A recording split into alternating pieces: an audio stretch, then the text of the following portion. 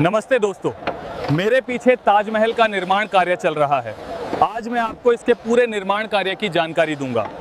बस वीडियो को like, channel को सब्सक्राइब कर दें। तो चलिए शुरू से शुरू करते हैं।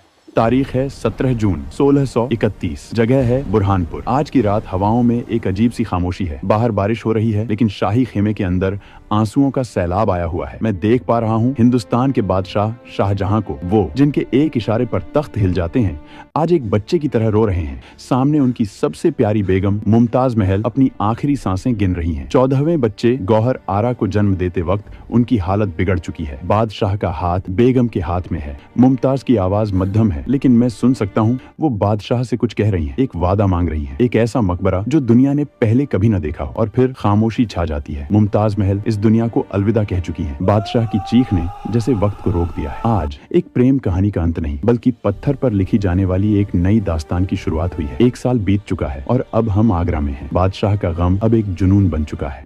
मेरे सामने दुनिया भर के बेहतरीन वास्तुकार फारस से, तुर्की से और खुद हिंदुस्तान के कोने कोने से कारीगर आए हैं, लेकिन बादशाह की आंखों को कोई नक्शा नहीं भा रहा। वो कुछ रूहानी चाहते हैं। तभी उस्ताद अहमद लाहौरी आगे बढ़ते हैं। उन्होंने एक खाका तैयार किया है। जैसे ही वो नक्शा मेज पर खुलता है, बादशाह की आंखों में पहली बार एक चमक दिखाई दी है। ये सिर्फ एक इमारत नहीं है, ये जन्नत का एक अक्स है। इसे नाम दिया गया है रौजा-ए मुनव्वर, यानी जगमगाता हुआ मकबरा। लेकिन एक मुश्किल है, ये जमीन, यमुना के किनारे की यह जमीन राजा जयसिंह की है। ये रेतीली है, दलदली है। सवाल ये है कि क्या इतनी भारी इमारत का वजन यह गीली मिट्टी सह पाएगी? जनवरी 1632। कुदालों की आवाज से आगरा गूंज रहा है। ये कोई आम नींव नहीं खोदी जा रही। मैं देख रहा हूँ कि कारीगरों ने एक अजीब तकनीक अपनाई है। वो जमीन के नीचे गहरे कुएं खोद रहे हैं। यह यमुना की नरम मिट्टी को मात देने का तरीका है। हजारों मजदूर दिन रात एक करके इन कुओं को ईंट, पत्थर और चूने से भर रहे हैं। लेकिन रुकिए, नींव के सबसे निचले हिस्से में आबनूस और साल की लकड़ी के लट्ठ डाले जा रहे हैं। इंजीनियर बता रहे हैं कि इस लकड़ी की खासियत है,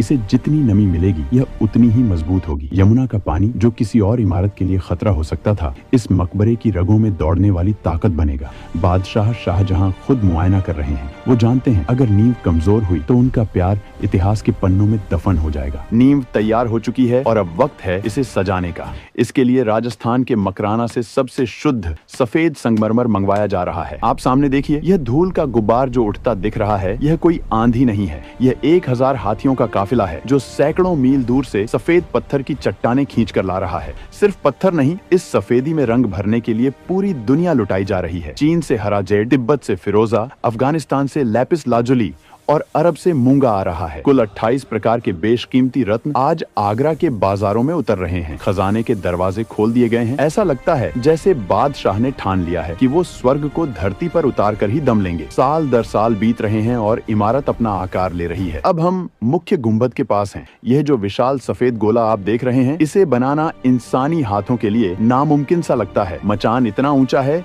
कि नीचे खड़े मजदूर चींटियों जैसे दिख रहे हैं। अफवाह है कि मचान बनाने में ही ईंटों का इस्तेमाल हुआ है, क्योंकि बांस कम पड़ गए थे। दीवारों पर देखिए, यह अमानत खान शिराजी हैं, जो कुरान की आयतों को संगमरमर पर तराश रहे हैं। गौर से देखिए, नीचे के अक्षर छोटे हैं और ऊपर के बड़े, ताकि नीचे खड़े इंसान को सब एक बराबर दिखे। यह विज्ञान और कला का ऐसा जादू है जो मैं अपनी आंखों से देख रहा हूँ, लेकिन यकीन करना मुश्किल है। सफेद पत्थर पर काले पत्थर की यह नक्काशी, जिसे पितरा दूरा कहते हैं, ऐसी लगती है जैसे कागज पर कलम चली हो। तकरीबन 22 साल, 20,000 मजदूर और बेहिसाब दौलत के बाद आज साल 1653 है। इमारत मुकम्मल हो चुकी है। यमुना बह रही है और उसके किनारे खड़ा है ताजमहल। मैं देख रहा हूँ बादशाह शाहजहां अब बूढ़े हो चुके हैं। उनकी दाढ़ी सफेद है, कमर झुक गई है। वो जन्नत के इस दरवाजे को निहार रहे हैं। शायद उन्हें सुकून है कि उनका वादा पूरा हुआ। ये सिर्फ पत्थर नहीं है, ये मुमताज महल का रूप है जो हर पहर बदलता है। सुबह गुलाबी, दिन में सफेद और चांदनी रात में सुनहरा। सदियां बीत जाएंगी, सल्तनतें मिट जाएंगी, लेकिन यह गवाह रहेगा कि एक बादशाह ने अपनी बेगम से कितनी मोहब्बत की थी। मैं, वक्त का मुसाफिर, आज इस अजूबे को बनते देखकर अपनी कलम यहीं रोकता हूँ। इतिहास गवाह है और अब आप भी।